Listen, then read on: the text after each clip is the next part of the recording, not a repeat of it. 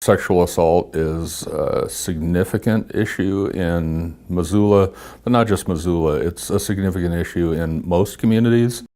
It was a terrible, eye-opening thing to realize that stuff does happen in our quaint little town.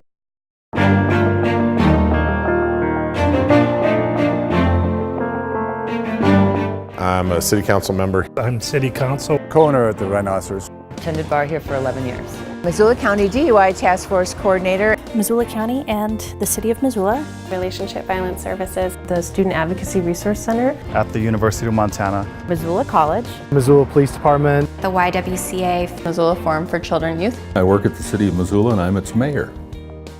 1 in 3 women experience sexual violence in their lifetime and nearly 1 in 9 men. So it's not just a women's issue.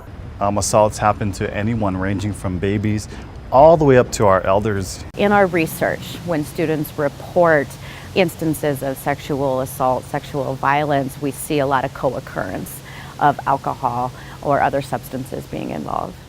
Over the years, we've seen a number of victims come out of the bar scene.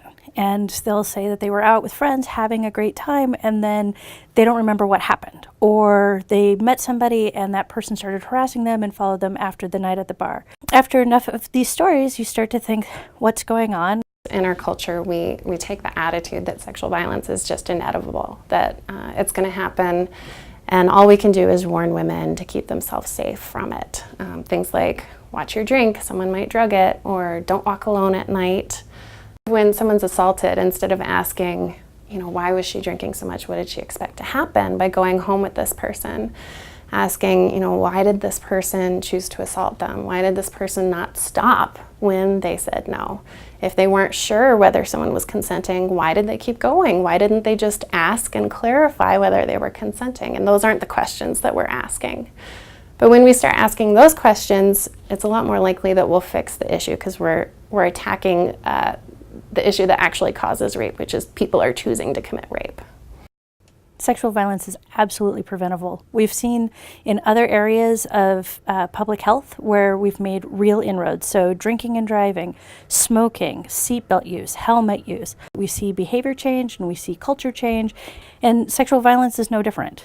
Bystander intervention is effective because what we're trying to do here is create a community of support. When we have a community of people who stand up and say, this behavior is not acceptable, and then step in to intervene, we do a much better job of preventing it from happening again. 2/3 of sexual assaults involve bystanders leading up to the assault. We can prevent sexual violence by training bystanders on how to recognize the signs of sexual violence, those red flags that something problematic is happening. When people are put in vulnerable situations, they might think that nobody will notice or care. So a bystander has the power to make them feel not alone and to foster a community where people care about others' well-being. Oftentimes when we think about intervention, we think that it needs to be a major response, when in reality, checking in on the situation, providing distraction, and allowing the person to be able to get to safety is the only thing that's needed. Bars are really the perfect audience for sexual violence prevention training because bartenders are seeing a lot of problematic behavior in their bars when people are really drunk. And there are a lot of people that are wanting to take advantage of how intoxicated people are in bars. So bartenders have a lot of power in intervening. There's a lot of responsible bar owners and bartenders out there that want to do everything that they can to reduce any kind of violence or headaches in the community. They're on the front line. They need more education. This only is effective with our community. If we have 3 people who are against rape, that really doesn't get the job done. We need 300,000, 3 million, 300 million people against rape. I've got a 5-year-old little girl, and it would be irresponsible to not fund work like this.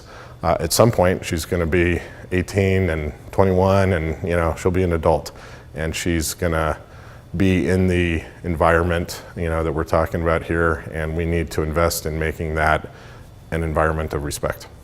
Preventing overservice helps prevent a lot of things, not just driving under the influence, but sexual assault. And anything that we can do to help those bartenders and educate them about reducing those violent incidences benefits the city as a whole.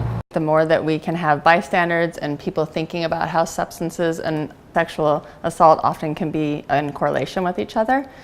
So I just think it's really exciting to be able to combine two topics and help keep our community safer. Empower people to step in and step up and get involved if they see somebody that needs some help. Make your move. Make your move. Make your move. Make your move. To end sexual violence. Make your move to end sexual violence. We made our move. What will you do?